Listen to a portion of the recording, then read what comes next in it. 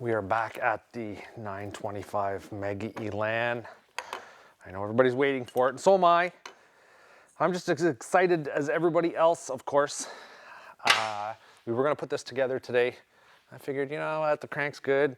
I just took a look at it, and there's some play. I don't know why I didn't notice this last year. I should have had this done. But there's, a lot of side movement, which is kind of all right. But there's some axial movement, if you will, in there. Now, I don't know if it's good or not. Cranks, not for me, but we do have specialists who can look at this. Willie Dodds, Willie, the old Willie, he works out of a little house in Bristol, Quebec. We're gonna bring this into him, just a crank. He doesn't like getting the whole case in. So we're gonna take this all apart, show you how to disassemble this M8 motor. Now, we made another video before, and the link is in here somewhere, and it shows what we did to get down to here. Now we're gonna work at ripping the very heart out of kind of the heart of the motor. We're gonna do that. Let's do it. Look at all this jewelry kind of stuff. Well, I need to do some work to this Y pipe. I need to weld that up, but we've got these 925 Arcatech big bore cylinders here with the pistons, and oh my God, look at the size of those things. And you know what, like honestly, we're gonna be putting out some pretty large horsepower out of this motor, so only makes sense that we go and do it right, get right in, tear it all apart, make sure everything's groovy. And I get a lot of calls about these things. I'm gonna big bore my engine, what should I do? Well, if you grab a Skidoo motor with 2,500 or 4,500 miles on it, yeah, I would go over the crank in 800 for sure, man. Really, any of these machines, I don't like, especially if you don't know the history. I kind of know the history a little bit about this, but not terribly well. So you can take some guys' words on certain things, but other things you should just do yourself. I'm gonna have to heat those up. Yeah, so these are cast pistons. I mean, even with the forged ones, you heat them up.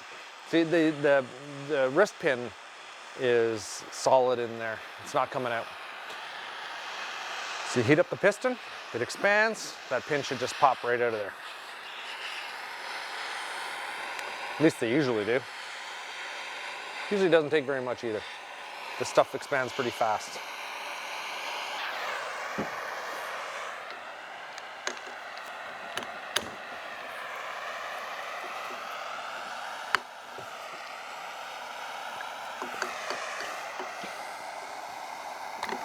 Just like that. See, and it's not even, like I can put my hands around that. There we go. Man. Yeah, you don't have to take these pistons and just get them glowing red hot. They'll probably melt before they really turn red, that you can see, but anyway, just heat them up. She pops out. I'm excited about this. I mean, take a look at it. Look at that beast. We've got the engine mounts, we've got everything ready for this thing to go into that. It's gonna be awesome. It's been a while since I've ripped a motor apart.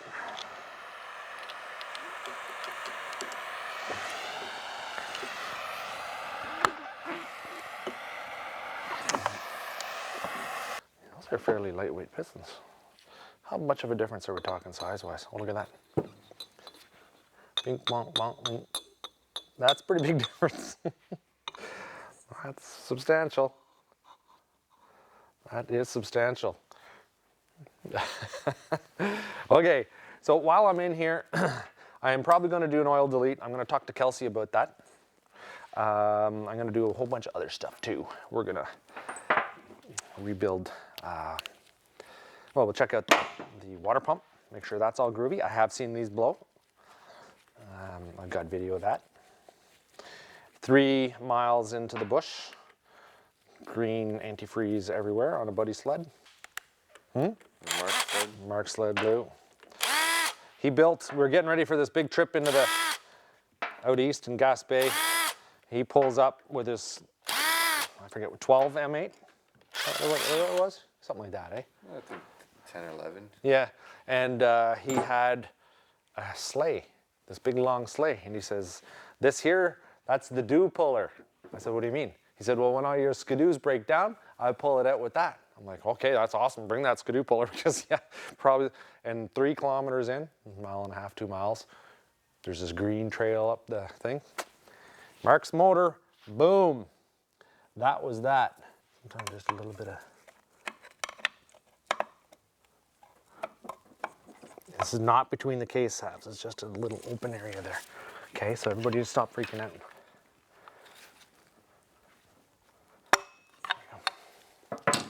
Everybody stop. You can see there's a little pin right there. Right there. Okay. Yeah, I always like to just take a look at all this stuff while I'm in here. This is where the thermostat is. Thermostat housing. That we kind of want to make sure is together because I've been having too many thermostats blown. You know what, while I'm waiting for that crank, maybe I'll send this case out to my good buddy at Rocket Performance and have him do that vapor blasting. Hey, Simon? That would look good. Oh, I think that would look really good. She's a little dirty. She's a little dirty. I didn't really want to put it in looking like that either. And you know what? We need to still figure out what kind of, what we're going to do for a color scheme on that monster. Don't know. Haven't figured it out yet. Some guys are saying do it like an original Skidoo ELAN. That'd be kind of funny. But it's also pretty much an artifact. So, you know, if you're working on one of your M8 motors, it's going to give you a pretty good idea. Oopsie. It's going to give you a pretty good idea what's going on, where everything is in here. It looks just like my Polaris one. And that pin right there usually comes off that little circlip and rolls through the engine. Right on there. Now there's a pattern to putting these together. I don't know how much of a pattern there is to taking it apart. But it is what it is. I'm going to move over to the recoil. We're definitely going to put a new rope on here as well. We're going to put a new Cobra cord on there. Cobra pull cord. Things don't break. They're awesome. That's one heavy duty housing. Yeah, we're going to rebuild that. I don't like that like that. Not good. Don't like that. That's just me.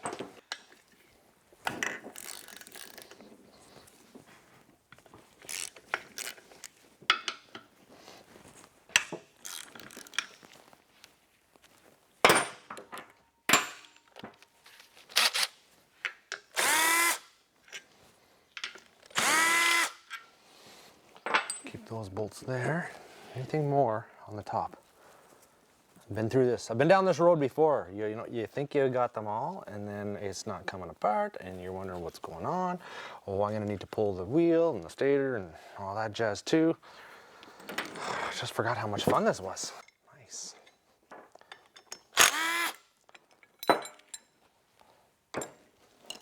These right here. See that? Those right there. Like that. So that is 14. Yes, it is. That's a big, long old crank bolt. Right in the hole. Steering wheel pullers work awesome on these. I have several of them because every time I go to look for one, I can't find it, and then I have to go and buy a new kit. So I think I have 3 kits. This is a harmonic balancer kit, kind of the same as a steering wheel puller kit, very similar. Very, very similar. Now look at, sort of the trick here is to not drive that bolt all the way in, because if you drive it in too far, you're gonna wreck your stator. Done it. Been there, because that's just an opening, goes right into all those little wires and all that. ceramic stuff or whatever that jazz is in there. So you're going to want to make sure you only go in the thickness of that thread. You can see in there. And look, I'm no pro by any means. I mess this stuff up all the time. So you guys just need to learn from my mistakes. If you don't like the way I'm doing it, don't do it like that. Most of the stuff I get in, I don't see anybody else doing it. So I gotta do it myself. And you want this to be kind of straight on. You don't want it cockeyed. Bam. There we go. You don't want to try to separate your halves until you get this thing, your stator, out of there, because if you try to do that, you're going to bust your stator in half because it's bolted in on both sides. Makes sense, right?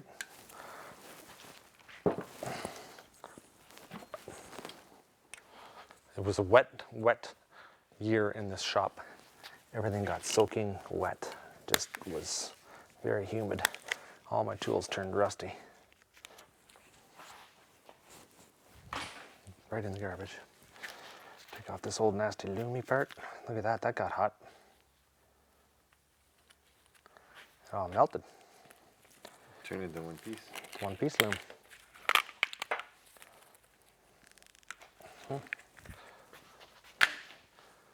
Put those right there. Got it real hot.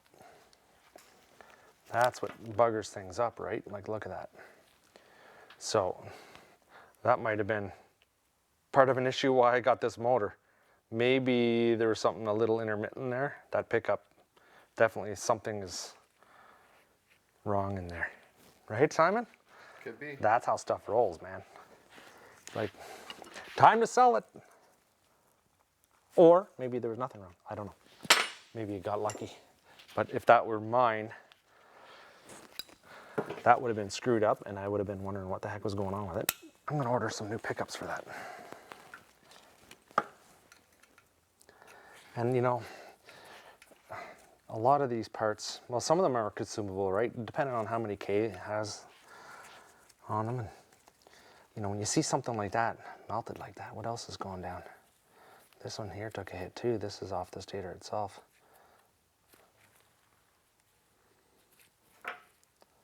Yep. I'm going to get new ones.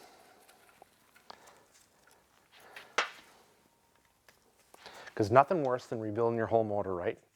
You get it all done, and then you go to start it, and something doesn't work. Or it starts running in reverse. Been down that road too. So it's a good thing to mark where everything's coming from, and it's a good thing to sometimes just replace everything. Replace the important bits. I'm not saying go out and buy a brand new stator and buy all the stuff, but if you see something damaged like that, for sure, that's a cause for concern. You know, I don't recommend that you put a ratchet on one of these when they're tight and blast it out, because you will strip something. Definitely. Okay. So all you do with these, just push those little grommets through. Bam. Most of the times, if you know you have damage like that, well, sometimes, depending on the sled, I don't know about this one, you can actually do that work while the engine is in the sled, if you get lucky. Sometimes not so much, maybe sometimes yes. And not there, oh, that's nice. So everything's gonna come out of here in one big chunk. Where's my screwdriver? Get this grommet out of here, dirty old grommet.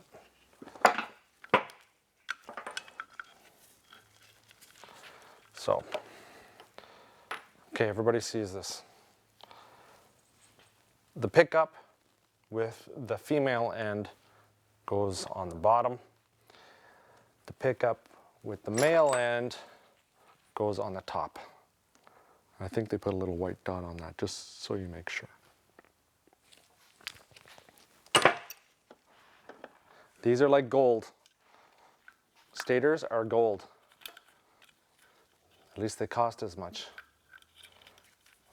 Like OEM stators, that's for sure.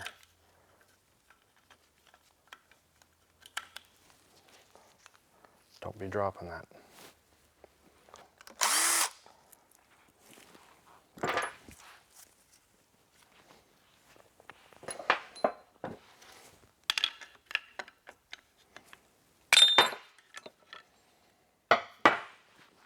Nope, there's no way for that to move.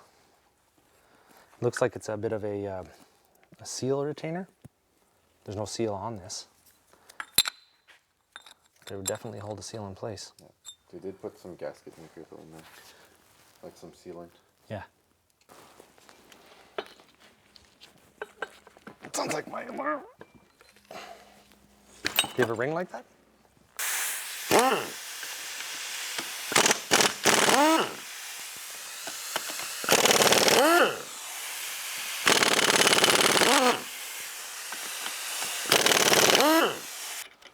Keep all these bolts together too. I gotta clean these up as well. They're a little dirty.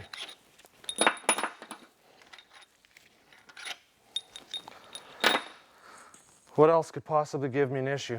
There's a little banjo bolt there, and that should be all right. There's a temperature probe right there, whatever you call it. Temp sensor. Temp sensor. I'm gonna use my screwdriver trick again.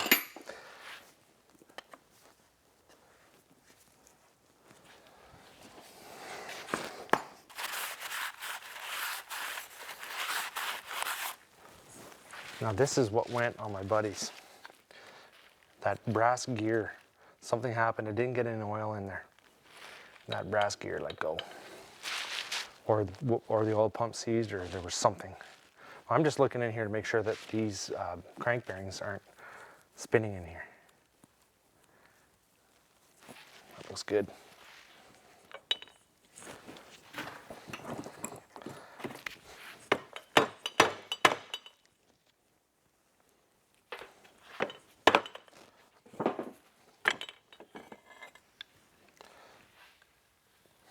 Check out the weights that they have bolted on the inside of that. Both sides. Very interesting. We'll pop these seals off. So I have that big old loose bearing right there. Oh my gosh, they're both loose. How's this look?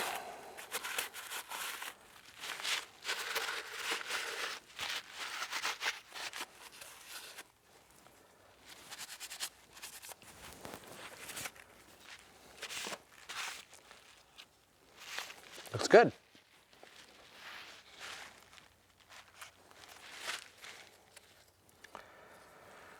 Water pump. The water pump drives the oil pump. Well, the crank drives the water pump and the oil pump. It's all one. Oh, there we go. So it's not reverse thread. You just reverse it out.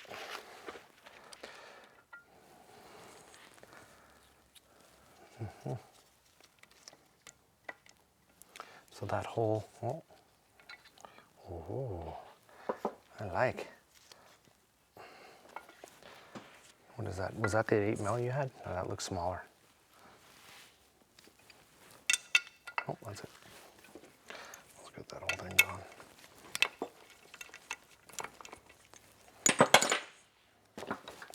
I'm thinking, Simon, it's not going out the small hole. What do you think? I agree. Nice and gently out. Just a gentle tap. Impeller.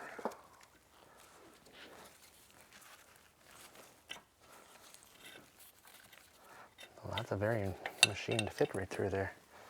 Well, that's quite the shaft. I'm going to put that on there. I'm going to put this and this back on here. Get over there. I want to keep this all together. There's that.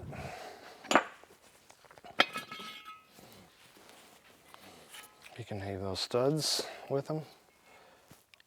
Bam. That's that. Perfect. I'll just show you this one last little bit.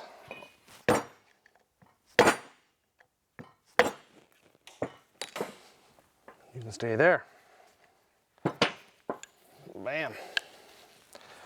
And that is it for today. That's all that's left of our motor. Nuts and bolts. That is it. So sometime next week, we'll have a new crank for that. I'm gonna call my buddy at Rocket Performance and see if he can clean up those case halves, because it'd be nice to put a nice shiny motor back together, right? I think that would look the best. Definitely. Those will come back looking like that. Better. Those get dirty fast. This will be different. Those are kind of sandblasted. I don't think they're vapor blasted. Thanks for joining me as usual. Stick around. We got more coming. We're gonna trick this baby out. We got a 925 big bore going in there. That is an insane concept. That's what we do here.